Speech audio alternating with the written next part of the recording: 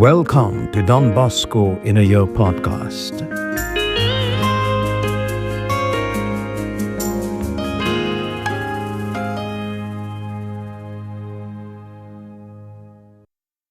Day 28, the demise of Louis Kamala.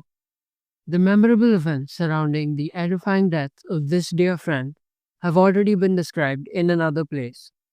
Whoever wishes can read them at his pleasure. But here, I would like to mention something that caused a lot of talk, something hardly touched upon in the memoirs already published.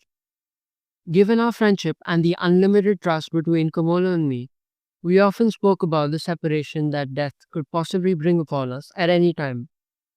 One day, after we had read a long passage from the lives of the saints, we talked, half in jest and half in earnest, of what a consolation it would be if one of us who died first were to return with news about his condition.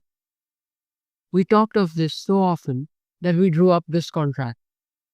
Whichever of us is the first to die will, if God permits it, bring back word of his salvation to his surviving companion. I did not realize the gravity of such an undertaking, and frankly, I treated it lightly enough. I would never advise others to do the like. We did it, however, and ratified it repeatedly, especially during Kamala's last illness. In fact, his last words and his last look at me sealed his promise.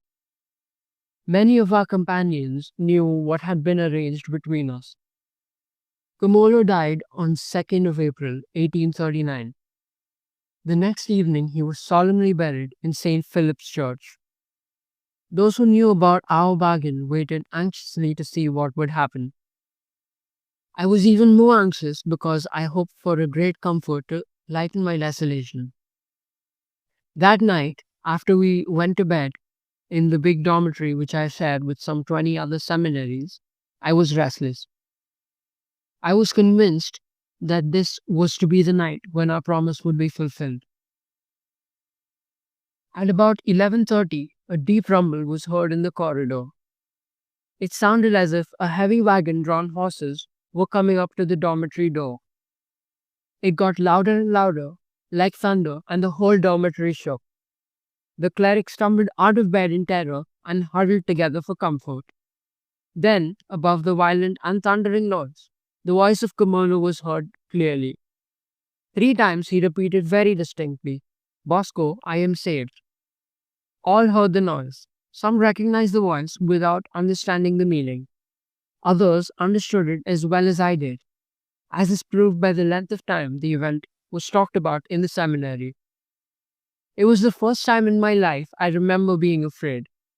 That fear and terror was so bad that I fell ill and was at death's door.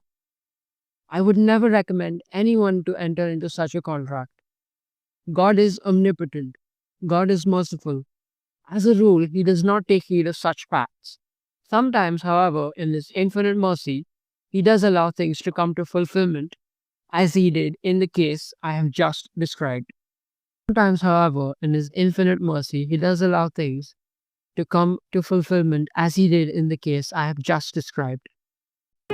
Thank you for joining us today on this journey to know Don Bosco. May these reflections deepen our faith, guide us closer to God each day, and hope to see you all tomorrow. Till then, keep seeking, keep praying, keep growing.